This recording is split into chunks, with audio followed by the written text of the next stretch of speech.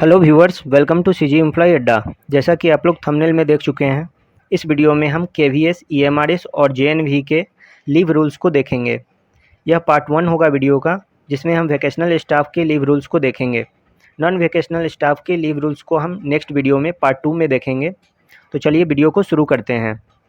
सबसे पहले हम यह जान लेते हैं कि वैकेशनल स्टाफ में कौन कौन से पोस्ट आते हैं। तो जितने भी टीचिंग पोस्ट हैं, जैसे पीजीटी, टीजीटी, पीआरटी और मिसलेनियस टीचर के पोस्ट, जैसे librarian, music teacher, physical education teacher, art teacher, ये सारे आ जाते हैं वैकेशनल स्टाफ में। ठीक है, अब हम इन वैकेशनल स्टाफ को मिलने वाले लीव्स को देख लेते हैं। सबसे पहला लीव है सीएल यानी कैजुअल लीव। कैजुअल लीव 1 जनवरी से 31 दिसंबर के पीरियड के लिए हमें टोटल 8 सीएल मिलते हैं। ठीक है, अब इस 8 सीएल में से प्रिंसिपल सर के परमिशन से मैक्सिमम एक बार में हम 5 सीएल को अवेल कर सकते हैं। ठीक है, प्रिंसिपल सर के परमिशन से। इससे ज़्यादा अगर लेना हो, ज़रूरत पड़ जाए अगर, तो इसके लिए हमें आरओ से परमिशन लेना पड़ता है। ठीक है, ये चीज़ ध्यान रखेंगे। एक और चीज़ ध्यान रखेंगे, सीएल को किसी और लीव के साथ हम कंबाइन नहीं कर सकते हैं। यानी सीएल भी सोचे सीएल भी ले ले और ईएल भी ले ले, तो ये नहीं होगा। सीएल को किसी और लीव के साथ कंबाइन नहीं किया जा सकता है। एक और चीज़ हमें ध्यान रखना है, जैसे हम 5 डेज़ का सीएल लेते हैं, बीच में कभी संडे या हॉलीडे आ जाता है, संडे या हॉलीडे, तो ये संडे और हॉलीडे के लिए हमारा सीएल लैप्स नहीं करेगा। ठीक है, क्योंकि हमें टोटल एक ईयर में टोटल 8 ही सीएल मिलेगा, और संडे भी और हॉलीडे भी अगर काउंट हो जाए तब तो वो तुरंत ही लैप्स कर जाएगा। तो संडे, हॉलीडे ये सब छोड़ के हमें सीएल काउंट होता है। ठीक है, अब इसके बाद हम अर्नड लीव का देखते हैं। तो अर्नड लीव 1 साल में हमें टोटल 10 ईएल मिलता है। ठीक है, जिसमें से 1 जनवरी को 5 ईएल क्रेडिट होता है और 1 जुलाई को 5 ईएल क्रेडिट होता है। यानी 1 साल में टोटल 10 ईएल हमें क्रेडिट होता है। ठीक है, ईएल का बेनिफिट ये है कि हम इसे जमा भी कर सकते हैं। तो पूरे सर्विस में हम मैक्सिमम 300 ईएल जमा कर सकते हैं। इससे ज़्यादा अगर होगा तो वो लैप्स कर जाएगा। अब 300 ईएल जमा होगा तो इसमें से एक बार में हम कितना ईएल का यूज कर सकते हैं, तो 180 ईएल का अगर हमारे पास 300 जमा हो गया है या 180 से ज़्यादा जमा हो गया है, तो हम एक बार में कभी भी 180 का यूज कर सकते हैं।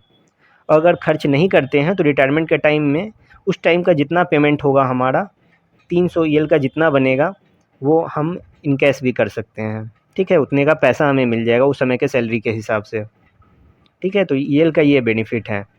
एक चीज़ और ध्यान देने वाली बात है, जैसे मैंने सीएल में बताया था कि संडे और हॉलीडे आएगा तो वो सीएल में काउंट नहीं होगा, लेकिन ईएल में ऐसा नहीं है।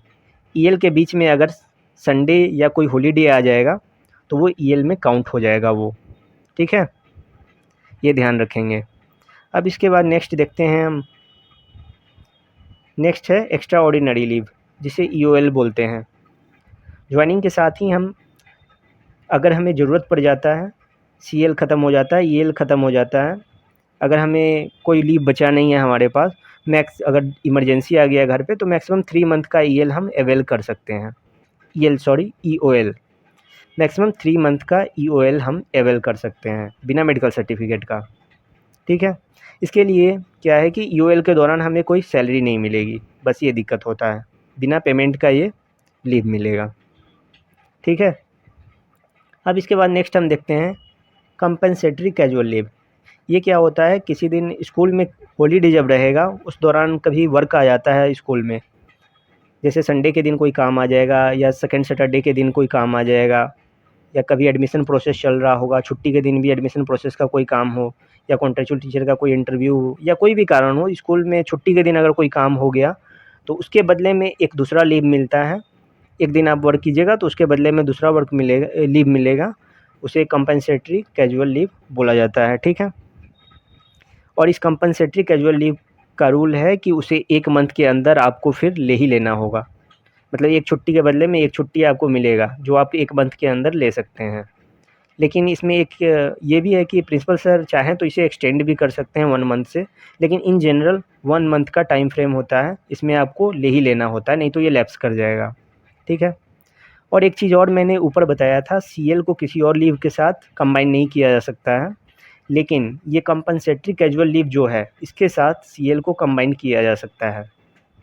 कैसे? जैसे आपने किसी हॉलीडे के दिन काम किया, आपको 1 या 2 इसके लिए सीसीएल मिल गया, ठीक है? अब आप घर जाना चाहते हैं या कोई काम के लिए जाना चाहते हैं सीएल लेकर। सीएल में आपको 5 दिनों का काम का ज़रूरत है, ठीक है? तो आप यहाँ पे 3 सीएल और 2 सीसीएल ले सकते हैं अगर आपका 2 सीसीएल बचा हुआ है। इस तरह से आप सीएल के साथ सीसीएल ले सकते हैं, ठीक है? अब इसके बाद नेक्स्ट देखते हैं दूसरे लीव्स के बारे में।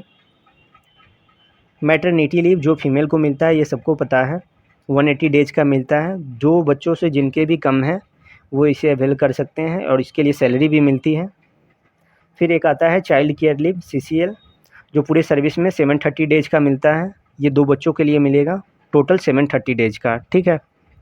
अब इसमें फ़र्स्ट का जो 365 डेज़ होगा वो 100% सैलरी के साथ मिलेगा और नेक्स्ट का जो 365 डेज़ होगा वो 80% सैलरी के साथ मिलेगा, ठीक है? अब इसके बाद एक और आता है लीव, मेल के लिए भी है, पैटर्निटी लीव।